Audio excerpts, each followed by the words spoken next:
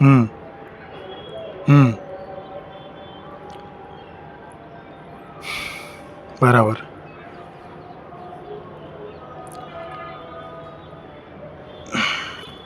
હા એટલે આ કાંતિ કાકી કહે છે બધું સાચું જ છે.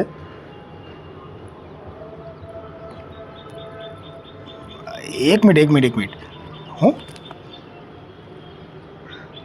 હું કહે છે એમ. હા એટલે કંઈ ગુજરાતીમાં કહે તો મને કાંઈ ખબર પડે.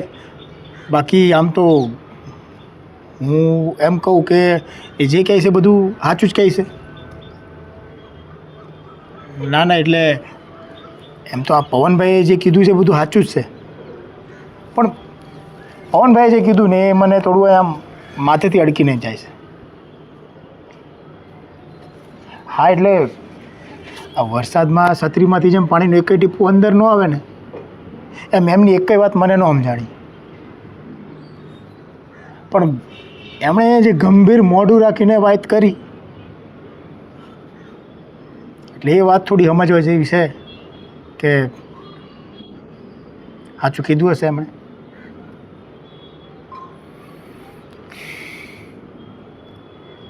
ને આપણો તો એક જ નિયમ છે. હા એક જ નિયમ છે આપણો કે વિવાદોથી 100 ગામ દૂર રહેવું. હા વિવાદોથી હંમેશા આગળ રહેવું. હા ભાઈ હા તું સાચો ને હું ખોટો બસ. હું ખોટો બસ. પણ એક મહાન વ્યક્તિ કહીને ગયા છે કે જે નમે એ સૌને ગમે. ને હું તો હંધાય ગામની સામે નમું છું. કેમ?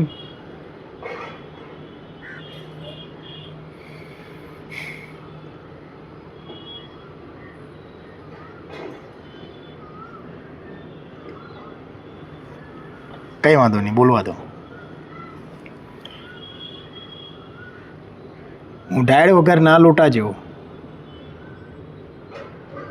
કંઈ વાંધો નહીં લોટા જેવો તો લોટા જેવો ભાઈ. શું થઈ ગયું એમાં કીધું તું હે? પણ આ લોટો સવારે જાજુ જવા તો કામ લાગશે ને.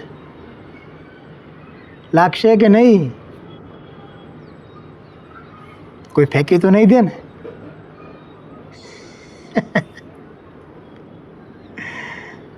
કાંઈ નહીં આવજો.